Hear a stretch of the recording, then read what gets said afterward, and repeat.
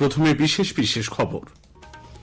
বিক্ষিপ্ত কিছু ঘটনা ছাড়া রাজ্যে 6টি বিধানসভা আসনের উপনির্বাচনে ভোট গ্রহণ মোটের উপর শান্তিপূর্ণভাবে শেষ হয়েছে। পুলিশকে কাজে লাগিয়ে হিংসার অভিযোগ বিরোধীদের। পাহাড়ে পর্যটনের বিকাশে রাজ্য সরকার লাগাতার কাজ করছে বলে মুখ্যমন্ত্রী জানিয়েছেন। তরুণের স্বপ্ন প্রকল্পে ট্যাবের টাকা নিয়ে দুর্নীতি এড়াতে যাবতীয় তথ্য এখন থেকে পড়ুয়াকে নিজেকেই পোর্টালে আপলোড করতে হবে বলে জানিয়েছে রাজ্যের শিক্ষা দপ্তর। প্রধানমন্ত্রী কলকাতার কুদঘাট মেট্রো স্টেশন সহ বিভিন্ন স্টেশনে 18টি প্রধানমন্ত্রী জনৌষধি কেন্দ্রের উদ্বোধন করেছেন। ইন্দোরের রঞ্জি ট্রফির খেলায় বাংলা মধ্যপ্রদেশের মুখোমুখি হয়েছে। আসছি বিস্তারিত সংবাদে। রাজ্যের 5 জেলার 6টি বিধানসভা কেন্দ্রের উপনির্বাচনে বিক্ষিপ্ত কিছু গোলমালের খবর পাওয়া গেলেও মোটের ওপর ভোট পর্ব শান্তিপূর্ণই ছিল। শেষ খবর পাওয়া পর্যন্ত গড়ে ভোট পড়েছে 69.29%। এর মধ্যে সবচেয়ে বেশি ভোট পড়েছে বাঁকুড়ার তালডাংরায় 75%-এর বেশি, উত্তর 24 পরগনার হাড়োয়ায় প্রায় 74%, নৈহাটিতে 62%-এর বেশি, পশ্চিম মেদিনীপুরে 71.85%, কোচবিহারের সিতাই সংরক্ষিত আসনে 66.35% এবং আলিপুরদুয়ারের মাদারিহাট সংরক্ষিত আসনে 64%-এর বেশি ভোট পড়েছে। একটি প্রতিবেদন। আরজিকর কাণ্ডের পর রাজ্যে 6 বিধানসভার উপনির্বাচন শাসক দলের জনপ্রিয়তা প্রমাণের অ্যাসিড টেস্ট হিসেবে তুলে ধরছেন কেউ কেউ। কিন্তু ভোটের হারকে যদি এই পরীক্ষার অনুঘটক হিসেবে ধরা হয় তবে পরীক্ষার গতি প্রকৃতি নিয়ে সংশয়ের অবকাশ থেকেই যাচ্ছে। 2-1টি কেন্দ্র বাদ দিয়ে আর 5টা উপনির্বাচনের মতো এই উপনির্বাচনেও ভোটের হার ছিল যথেষ্ট কম। বেশিরভাগ জায়গাতেই ভোট ঘিরে মানুষের মধ্যে কোনো উন্মাদনা দেখা যায়নি, যদিও বিরোধীদের দাবি শাসকের সন্ত্রাসের ফলেই বুথমুখী হতে ভয় পেয়েছেন ভোটাররা। শাসক দলের পাল্টা দাবি 6-এর 6 আসনেই হারের লজ্জা লুকোতে অজুহাত খাড়া করছে বিরোধী শিবির। কার দাবি সত্যি, শেষ হাসি কে হাসবে তার উত্তর পেতে দেরি আছে অনেকটাই। তা জানা যাবে আগামী 23শে নভেম্বর ইভিএম খোলার পর। অভিরূপ ভট্টাচার্য, আকাশবাণী সংবাদ, কলকাতা। বিক্ষিপ্ত গোলমালের খবর পাওয়া গেছে উত্তর 24 পরগনার হাড়োয়া এবং নৈহাটি কেন্দ্রে। আমাদের জেলা প্রতিনিধি জানাচ্ছেন। উত্তর 24 পরগনা জেলার 2 বিধানসভা আসন নৈহাটি ও হাড়োয়ায় উপনির্বাচন শান্তিপূর্ণভাবে সম্পন্ন হয়েছে। তবে বিক্ষিপ্তভাবে কিছু ঘটনা ঘটেছে। বিরোধী বিজেপি ও আইএসএফ এর তরফে শাসক দলের বিরুদ্ধে একাধিক জায়গায় ভোটকে প্রভাবিত করার অভিযোগ তোলা হয়েছে। সকালে হাড়োয়ার একটি বুথে জানলার পাশে ইভিএম রাখার অভিযোগকে কেন্দ্র করে বিজেপি প্রার্থী বিমল দাস তৃণমূল কংগ্রেসের এজেন্টের সঙ্গে তীব্র বাদানুবাদে জড়িয়ে পড়েন। কদম্বগাছিতে আইএসএফ সমর্থকরা দল বেঁধে ভোট দিতে গেলে তাদের ভয় দেখানো হয়, তারা ভোট দিতে পারেননি বলে অভিযোগ ওঠে। দুপুরে দেগঙ্গার একটি বুথে পরিদর্শনে গেলে আইএসএফ প্রার্থী পিয়ারুল ইসলামকে ঘিরে বিক্ষোভ দেখানো হয়, তাকে ধাক্কা দিয়ে সেখান থেকে চলে যেতে বাধ্য করা হয় বলে অভিযোগ। সকালে নৈহাটির মালঞ্চ 63 নম্বর বুথে তাদের দলীয় এজেন্টকে বসতে না দেওয়ার অভিযোগ ওঠে। বিজেপি প্রার্থী রূপক মিত্র গিয়ে এজেন্টকে বসান। নৈহাটি বিধানসভার কাপা চাকলা গ্রাম পঞ্চায়েতের 17 নম্বর বুথে বিজেপি এজেন্টকে বাড়ি থেকে না বেরোতে দেওয়ার অভিযোগ ওঠে। 2 বিধানসভার বেশিরভাগ বুথেই তৃণমূলের বিরুদ্ধে বুথ জ্যাম, ছাপ্পা ভোট, দলীয় এজেন্টদের বসতে না দেওয়া, তাদের ভীতি প্রদর্শন, ভোটারদের ভোটদানে বাধা, তাদের প্রভাবিত করার চেষ্টার অভিযোগ এনেছে বিরোধী বিজেপি আইএসএফ। প্রতিটি ক্ষেত্রে অভিযোগ অস্বীকার করেছে তৃণমূল। পল্লব ঘোষ, আকাশবাণী সংবাদ, উত্তর 24 পরগনা। আলিপুরদুয়ারের মাদারিহাট গ্রাম পঞ্চায়েতের অন্তর্গত মুজনাই গ্রামে বিজেপির প্রার্থী আজ বিক্ষোভের মুখে পড়েন। তৃণমূল কংগ্রেসের পক্ষ থেকে তাকে গো ব্যাক স্লোগান দেওয়া হয়। পশ্চিম মেদিনীপুরের শালবনীর সাতপাটিতে বিজেপির মন্ডল সভাপতি বাবলু ঘোষকে মারধরের অভিযোগ উঠেছে তৃণমূল কংগ্রেস আশ্রিত দুষ্কৃতীদের বিরুদ্ধে। উপনির্বাচনে এ পর্যন্ত মোট 342টি অভিযোগ কমিশনে জমা পড়েছে বলে খবর। বিজেপির পক্ষ থেকে 66টি অভিযোগ জমা দেওয়া হয়েছে। তৃণমূল কংগ্রেসের অভিযোগের সংখ্যা 5। কংগ্রেস ও সিপিআইএম 3টি করে অভিযোগ নির্বাচন কমিশনে জানিয়েছে। বেশিরভাগই বেআইনি জমায়েত সংক্রান্ত। অধিকাংশ ক্ষেত্রে অভিযোগের দ্রুত নিষ্পত্তি করা হয়েছে বলে রাজ্য নির্বাচনী আধিকারিকের দপ্তর সূত্রে জানা গেছে। এদিকে মুখ্য নির্বাচন কমিশনার রাজীব কুমার আজ রাজ্যের মুখ্য নির্বাচনী আধিকারিক আরিজ আফতাবকে ফোন করে পরিস্থিতি সম্পর্কে খোঁজ খবর নেন।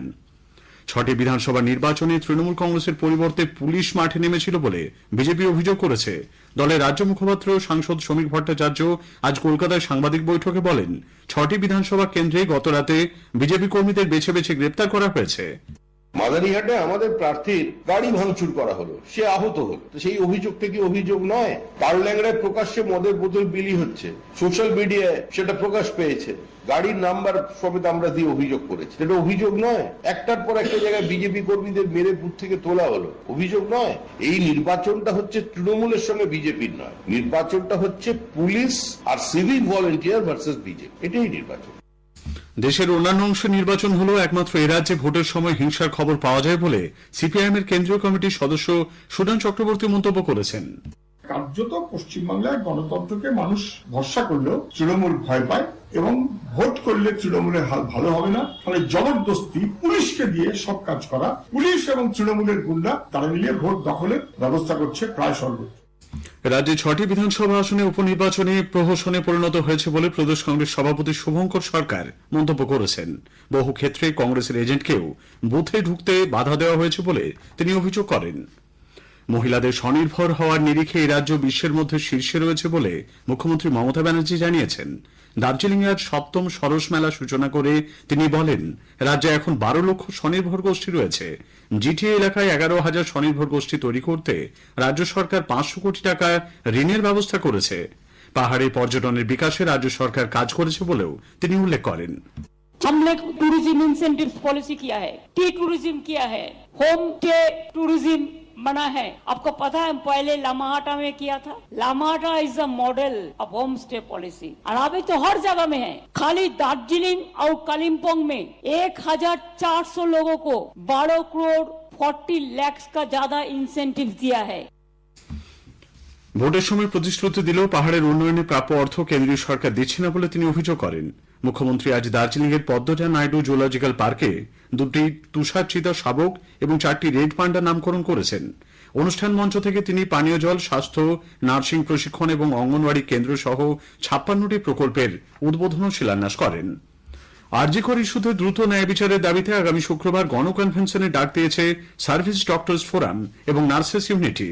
মৌলালী যুব কেন্দ্র অডিটোরিয়ামে এই গণকনভেনশনে একাধিক সংগঠনের প্রতিনিধিরাও যোগ দেবেন বলে জানা গেছে। এদিকে বর্ধমান মেডিকেল কলেজ হাসপাতালে আজ পরিদর্শন করেন স্টেট সিকিউরিটি কমিটির প্রধান সুরজিৎ কর পুরকায়স্থ। এর আগে জেলা শাসকের দপ্তরে এক উচ্চ পর্যায়ের বৈঠক হয়। উৎসবের মরশুম এবং সাম্প্রতিককালে জনস্বার্থে রেল কি কি ব্যবস্থা নিয়েছে সেই নিয়ে শোনা যাবে একটি আলোচনা, জনস্বার্থে রেল। অনুষ্ঠানে অংশ নিয়েছেন পূর্ব রেলের মুখ্য জনসংযোগ আধিকারিক কৌশিক মিত্র ও দক্ষিণ পূর্ব রেলের জনসংযোগ আধিকারিক সোপান দত্ত। সঞ্চালনায় সুস্মিতা মণ্ডল। সংবাদ বিভাগ আজ প্রযোজিত অনুষ্ঠানটি শোনা যাবে আজ রাত 9:30 গীতাঞ্জলি, 107 মেগাহার্জ প্রচার তরঙ্গ এবং ডিটিএইচ বাংলায়। স্থানীয় সংবাদ শুনছেন আকাশবাণী কলকাতা কেন্দ্র থেকে। এখন বিজ্ঞাপন।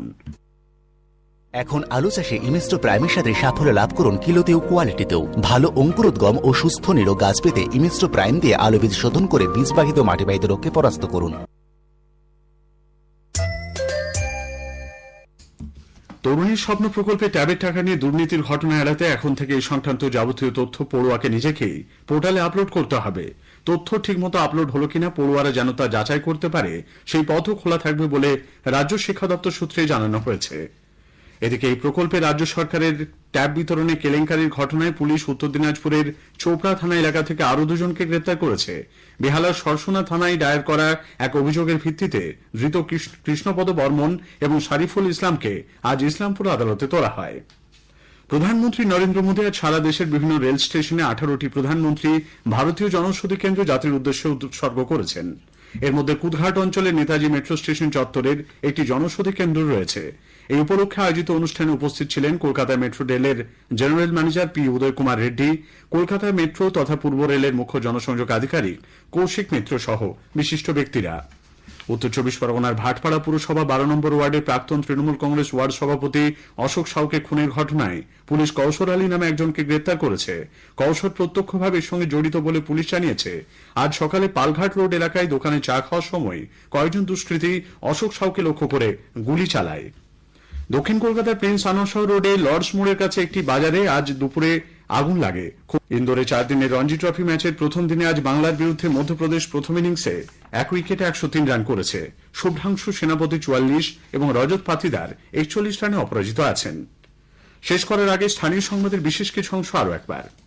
বিক্ষিপ্ত কিছু ঘটনা ছাড়া রাজ্যে 6টি বিধানসভা আসনের উপনির্বাচনে ভোটগ্রহণ মোটের উপর শান্তিপূর্ণভাবেই শেষ হয়েছে। পাহাড়ে পর্যটনের বিকাশে রাজ্য সরকার লাগাতার কাজ করছে বলে মুখ্যমন্ত্রী জানিয়েছেন। স্থানীয় সংবাদ শেষ হলো।